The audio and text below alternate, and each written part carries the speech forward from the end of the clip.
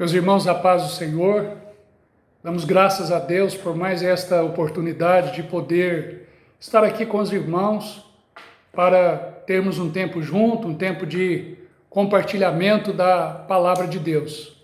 Estamos vivendo aí dias um tanto quanto que atípicos, não estamos podendo estarmos juntos como de costume, como nós gostamos e como a palavra de Deus nos recomenda, mas estamos tendo essa oportunidade de poder estar chegando até os irmãos, chegando até a casa de cada um de vocês, através da mídia, né? Através desses recursos que Deus tem proporcionado para nós. E enquanto isso nós vamos aproveitando essas oportunidades, né? Compartilhando com os irmãos, levando uma palavra de fé, de esperança, de ânimo para a sua vida e para o seu coração. E hoje eu gostaria de falar sobre dois versículos da palavra de Deus que estão registrados lá no livro de Filipenses, no capítulo 4, versículos 6 ao 7, aonde o apóstolo Paulo, escrevendo aos filipenses, ele nos diz o seguinte: não andeis ansiosos de coisa alguma, em tudo, porém, sejam conhecidas diante de Deus as vossas petições pela oração e pela súplica com ações de graças. E a paz de Deus, que excede todo o entendimento, guardará o vosso coração e a vossa mente em Cristo Jesus. Quero falar hoje com os irmãos sobre a oração. A oração que, sem dúvida alguma, durante esses dias, durante esse tempo, tem sido praticada por nós e pelo povo de Deus de uma forma em geral e com certeza com uma maior frequência, com uma maior intensidade. E eu quero falar sobre a oração e o bem-estar espiritual. É isso que nós queremos compartilhar nesta oportunidade, falando sobre o benefício, o resultado que a oração pode trazer em forma de benefício espiritual para as nossas vidas. Porém, queria compartilhar o contexto destes versículos em que nós lemos para os irmãos nesse momento. A carta aos Filipenses, ela foi escrita pelo apóstolo Paulo quando ele encontrava-se preso. E convém lembrarmos e dizermos que o apóstolo Paulo era um homem que já havia passado por muitas adversidades, como ele mesmo cita lá na carta aos Coríntios, onde ele diz que já tinha passado por açoites, perigo de morte, apedrejamento, naufrágio, trabalhos, canseira, fome, sede, frio, nudez, né? E esse homem agora já tinha passado por tantas estas situações. Nesse exato momento, ele estava privado de sua liberdade. Ele estava privado do seu direito de ir, de vir, estava isolado dos seus familiares, isolado dos amigos, isolado dos irmãos. Ele tinha perdido aquela liberdade de pregar publicamente porque estava agora preso e também não tinha como realizar as suas viagens missionárias. Ele estava literalmente numa situação de isolamento.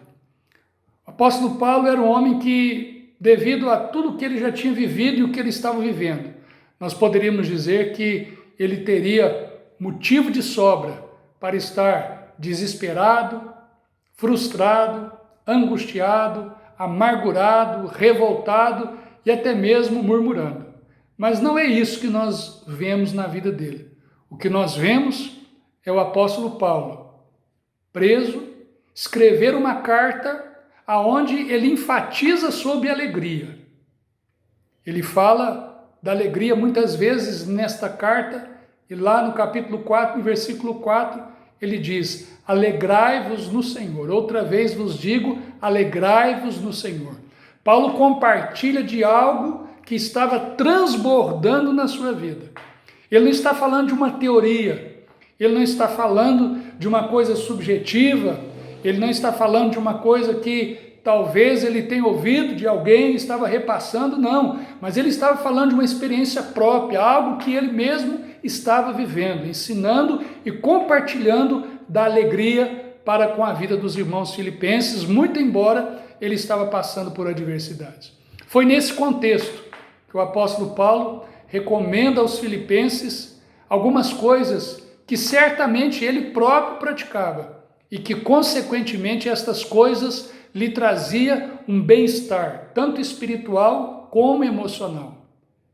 E é sobre isso que ele vai falar, é sobre isso que ele vai ensinar para esses irmãos, que ele vai aconselhar.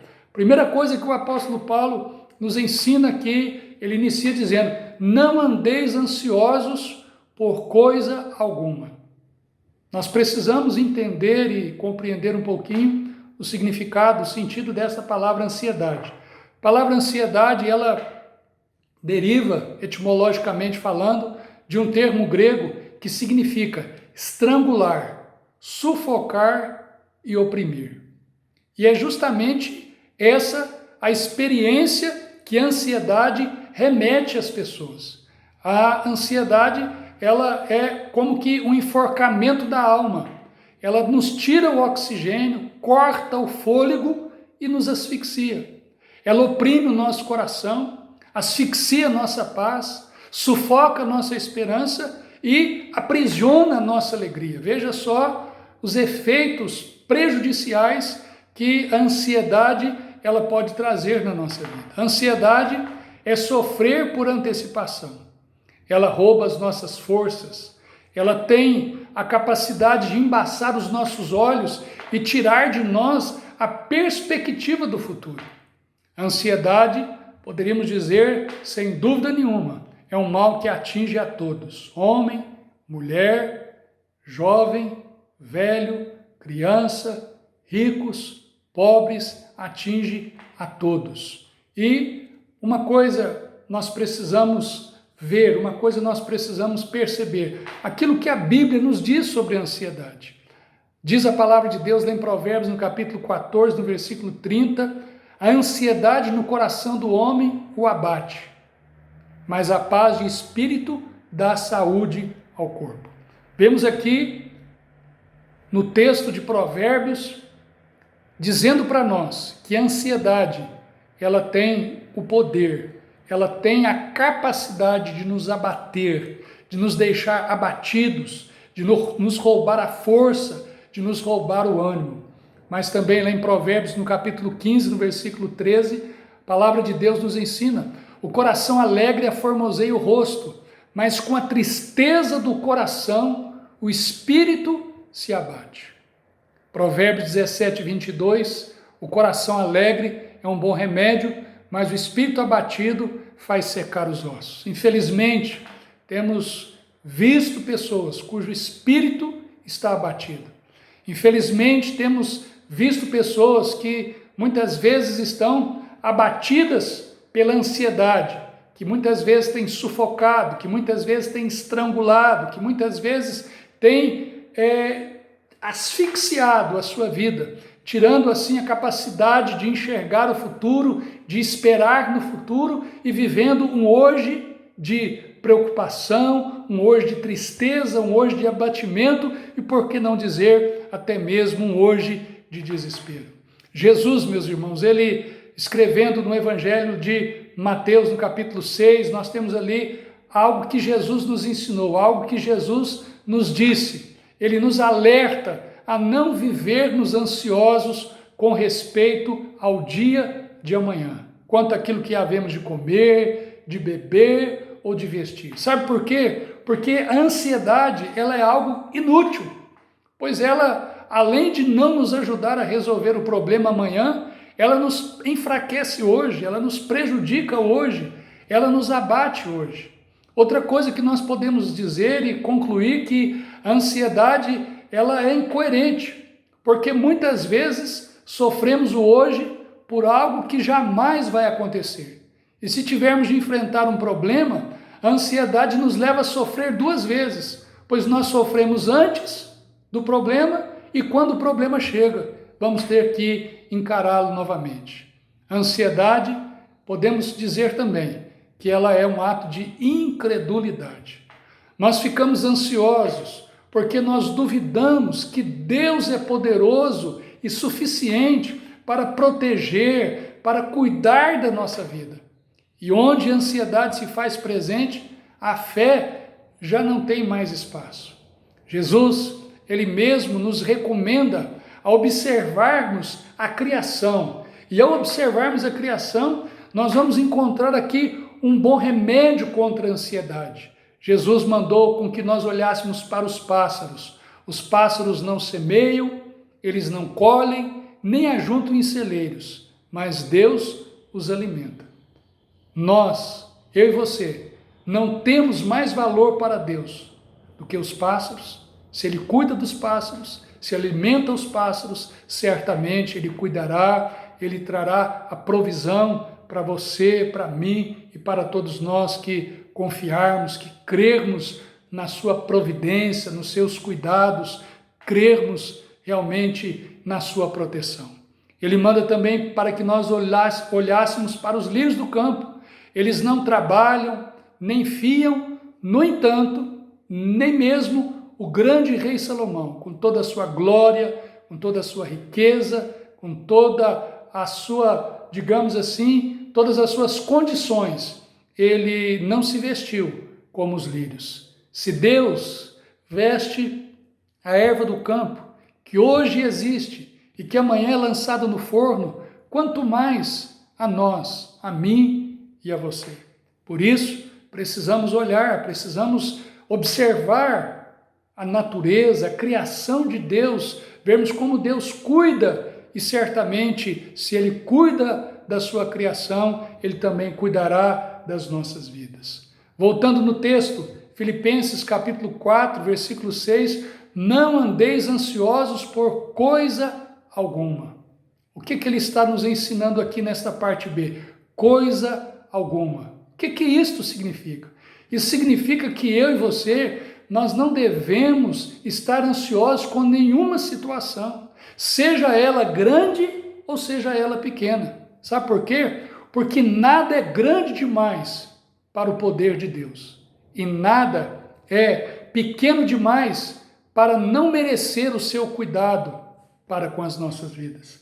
Nós precisamos confiar, nós precisamos saber descansarmos em Deus o nosso coração e não estarmos ansiosos, sejam por coisas grandes, por coisas pequenas, porque o nosso Deus, Ele é um Deus que é maior do que os problemas grandes na nossa vida. E Ele também se interessa pelas coisas pequenas para que possa então nos abençoar, nos satisfazer, alegrar o nosso coração e suprir as nossas necessidades.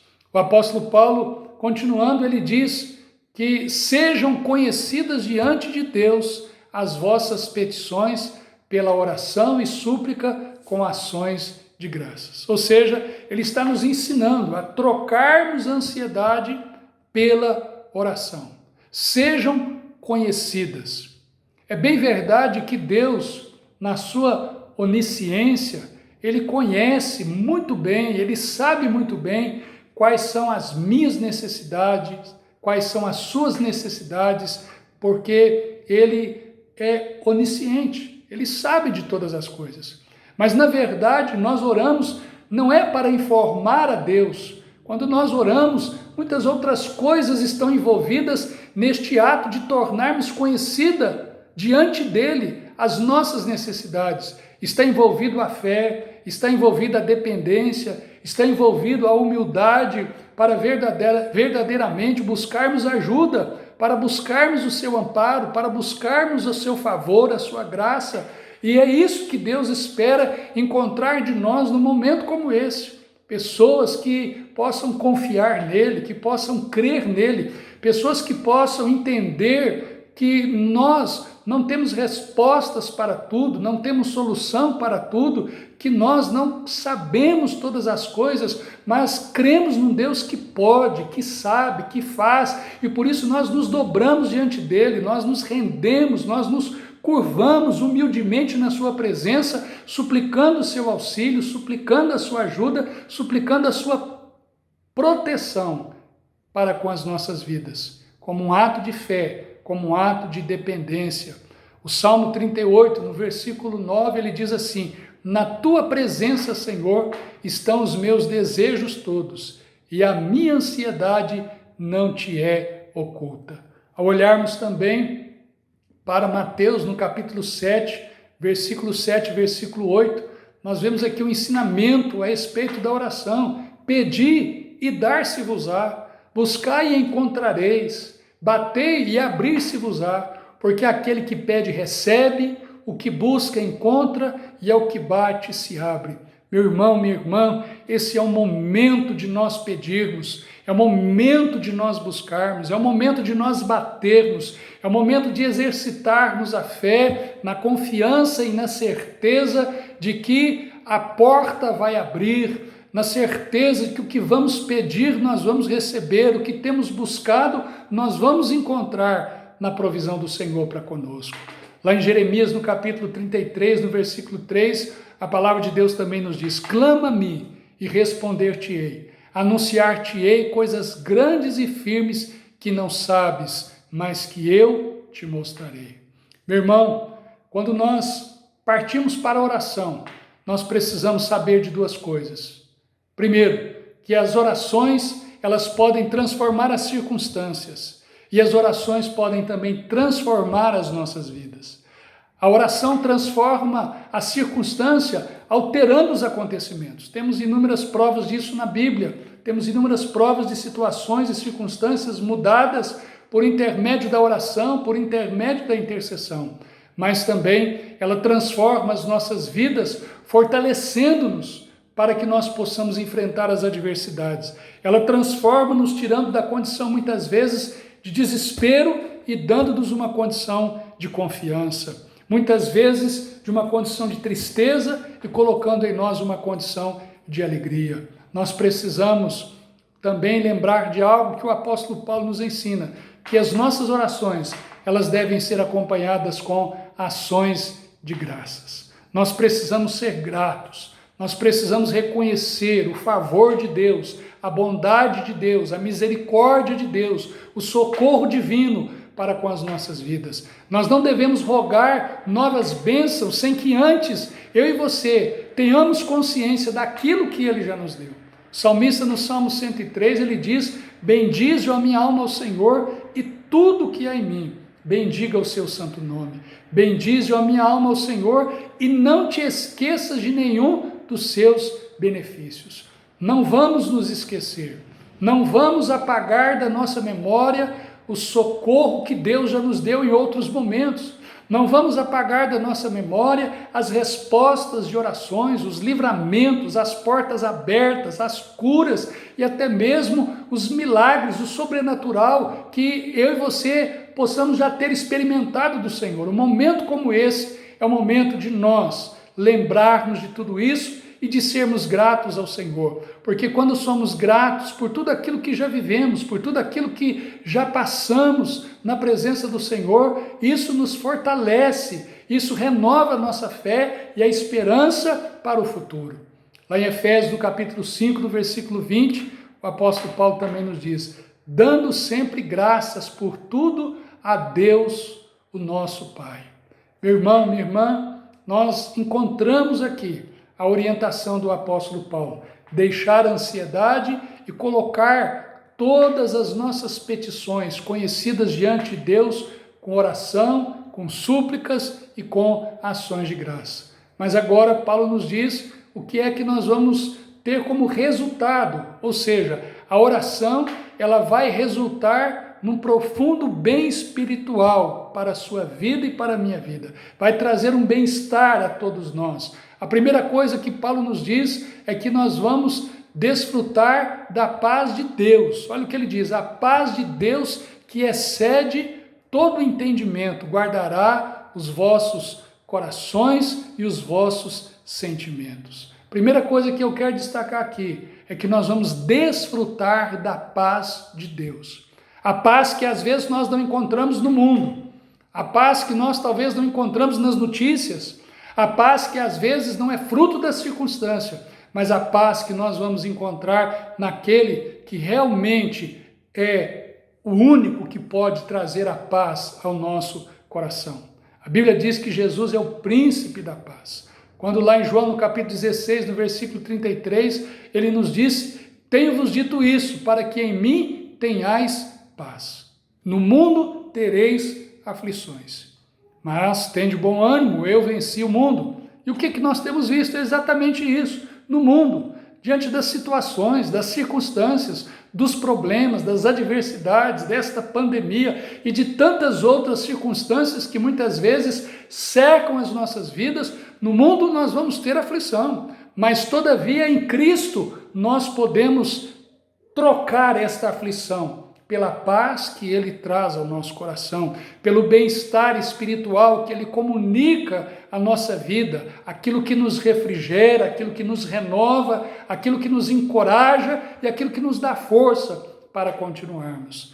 Lá no 2 Tessalonicenses, no capítulo 3, no versículo 16, o apóstolo Paulo diz assim: ora, o Senhor da paz, Ele mesmo vos dê continuamente a paz em todas as circunstâncias. Talvez, meus queridos e amados irmãos, esse seja um versículo para que a gente possa lembrar sempre dele nas nossas orações, pedindo ao Senhor que nos dê continuamente, de forma constante, que nos dê todos os dias a paz em todas as circunstâncias, em todo momento, em todo instante que nós temos vivido.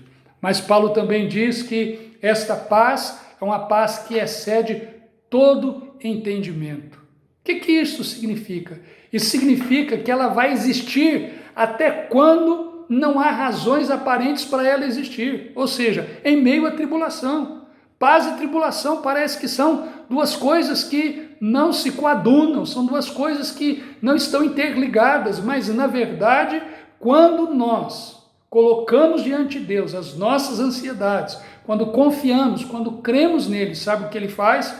Mesmo que aquilo que está à nossa volta possa ser algo que não tem como contribuir para a paz, o Senhor faz com que eu e você desfrutamos desta paz, que excede a todo entendimento, que excede a toda compreensão humana, e alguém poderá até perguntar, mas como ter paz num momento como esse? Como ter paz no momento de aflição? É porque esta paz, ela está além das circunstâncias. Ela é uma paz que ela transcende o entendimento, ela vai além da compreensão humana. É algo que Deus de uma maneira poderosa, algo que Deus de uma maneira tão grande e que muitas vezes vai além da nossa compreensão. Ele comunica no nosso coração, trazendo um bem-estar, trazendo uma tranquilidade. O apóstolo Paulo, ele diz que esta paz que excede todo o entendimento, ela vai guardar o nosso coração e a nossa mente. A emoção, ou seja, os sentimentos, nos dizem que a crise é fatal.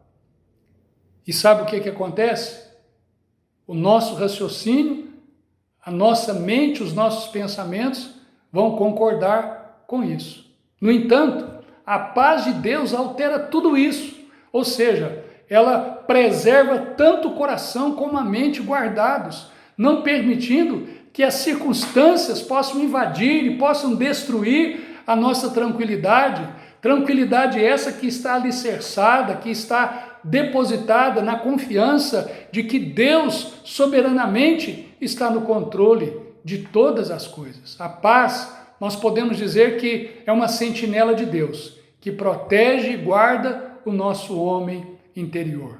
Meus irmãos, eu quero concluir esta palavra aos irmãos nesta ocasião e nesse momento, lembrando de um versículo que está lá em 1 Pedro, capítulo 5, versículo 7. Lançando sobre ele toda a vossa ansiedade, porque ele tem cuidado de vós. Deus tem cuidado de mim, Deus tem cuidado de você, Deus tem cuidado das nossas vidas de uma maneira graciosa, de uma maneira maravilhosa, de uma maneira que eu e você não somos dignos. É fruto da graça, é fruto da bondade, é fruto da misericórdia de Deus para conosco. Ontem, no jornal, eu ouvi um repórter fazer uma afirmação e ainda comentei com a minha esposa. Olha só o que ele está dizendo. Ele disse que no mundo nada será o mesmo após o momento que estamos vivendo.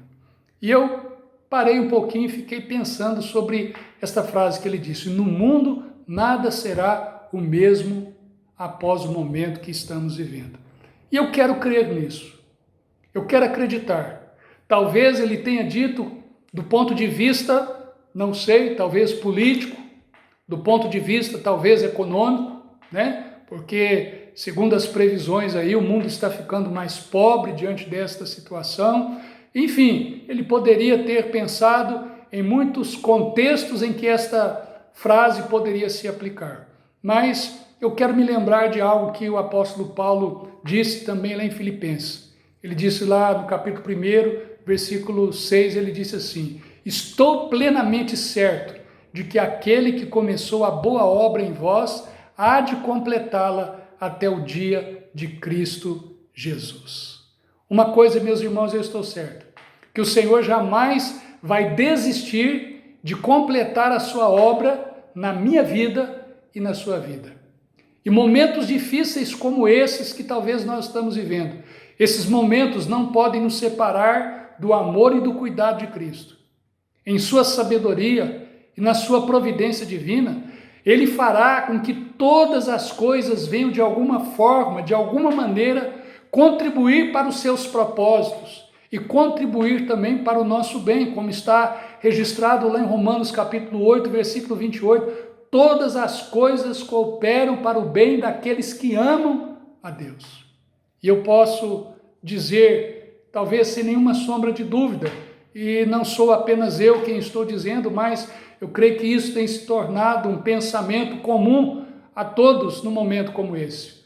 Um momento como esse, ele contribuirá para que nós possamos cultivar uma vida de mais oração, uma vida de mais meditação na palavra de Deus, uma vida de mais amor, de mais fervor, de mais gratidão, de mais perseverança, mais solidariedade, mais fé, mais dependência de Deus, mais transformação conforme a imagem de Cristo, de mais humildade. E por que não dizer, eu creio que esse tempo vai contribuir para que nós possamos ter mais quebrantamento debaixo da potente mão do Senhor. Sem dúvida alguma, aquilo que aquele repórter disse ontem está cercado de verdade. Realmente, as coisas, o mundo não será o mesmo após o momento que estamos vivendo. Eu creio que Deus está usando toda esta circunstância para propósitos grandiosos, para propósitos gloriosos e para trabalhar na minha vida, na sua vida e para trabalhar em muitas situações. E por isso, nós não devemos andar ansiosos, mas nós devemos praticar a oração na certeza de que, através da oração, Deus trará o bem-estar espiritual para a sua vida, para a minha vida, e assim nós atravessaremos esse momento que temos vivido. Eu quero finalizar esta palavra orando com os irmãos nesse momento. Senhor, nosso Deus e nosso Pai, nós te louvamos e nós te agradecemos, porque a tua palavra, ela é lâmpada para os nossos pés, ela é luz para o nosso caminho. E num momento como este, Senhor, a tua palavra, ela tem sido verdadeiramente uma lâmpada para nos mostrar o caminho, para nos direcionar nas nossas atitudes, no nosso posicionamento, ó Deus, em tudo aquilo que devemos fazer. Obrigado, Senhor. Nós queremos nessa oportunidade agradecer ao Senhor por tudo, queremos te dar graças por tudo, ó Deus, que o Senhor tem feito, por tudo que o Senhor tem realizado, ó Deus, através desta situação e destas circunstâncias. Quem sabe, Senhor, nós já podemos perceber algumas coisas, quem sabe nós já podemos ter o discernimento de algumas delas, mas outras certamente só o tempo nos mostrará, só o tempo, Senhor, revelará aquilo que o Senhor está fazendo e realizando para cumprir os seus propósitos sobre a face da terra, na vida de homens, na vida de mulheres, na vida da sociedade, na vida do mundo de uma forma em geral. Ajuda-nos, ó Senhor, a cultivarmos uma vida de oração, ajuda-nos a lançarmos diante do Senhor toda a nossa ansiedade, todas as nossas preocupações e que a paz do Senhor, que excede todo o entendimento, ela possa, Senhor, proteger, guardar os nossos pensamentos, as nossas emoções e que nesse momento em que as águas estão agitadas, nós possamos desfrutar de um bem-estar espiritual que só o Senhor pode nos dar. Continuamos, ó Pai, orando ao Senhor em favor dos médicos, em favor dos profissionais da saúde, todos aqueles que estão trabalhando, Senhor, de uma maneira incansável, de uma maneira exaustiva, Senhor, para minimizar a dor, para minimizar o sofrimento, para combater, Senhor amado, esta enfermidade. Abençoa-os, ó Deus, renova-os nas forças, guarda-os, ó Deus, livra-os da enfermidade. Oramos pelos nossos governantes, ó Pai, que eles tenham sabedoria, que eles tenham a direção, que eles tenham, ó Deus, a unidade, no sentido de trazer a nós o direcionamento certo, o direcionamento, ó Deus, que nós precisamos. Pai, abençoe aqueles que estão enfermos, ó Deus, que o Senhor possa curá-los, o Senhor possa levantá-los do leito da enfermidade, Senhor. Abençoe também, nós rogamos, aqueles que estão enlutados, perderam seus entes queridos, meu Deus, que nesse momento, muitas vezes de tristeza, nesse momento de angústia, o Senhor possa ser o socorro, o Senhor possa ser o refúgio para estas vidas, Senhor. Pai, nós entregamos tudo nas nossas mãos, entregamos as nossas famílias, entregamos, ó Deus amado, os nossos irmãos, entregamos a nossa cidade, o nosso estado, o nosso Brasil e o mundo nas mãos do Senhor e pedimos, ó Deus, que por Tua misericórdia, por Tua graça, o Senhor possa mudar esta situação. Pedimos-te, ó Deus, que os propósitos do Senhor possam ser cumpridos e estabelecidos e que em todas estas coisas muitas vidas possam chegar ao conhecimento de Cristo Jesus como Salvador e que o Teu nome seja glorificado, pois assim oramos, agradecidos e fazemos isso em nome de Jesus. Amém. Meus irmãos, estamos finalizando esse momento aqui de compartilhamento da palavra de Deus. Que o Senhor te abençoe, continue abençoando a sua casa, continue abençoando a sua família. E foi muito bom ter esse momento aqui com os irmãos, compartilhando um pouco mais da palavra de Deus para as nossas vidas. Fique na paz do Senhor e que o Senhor abençoe a sua vida.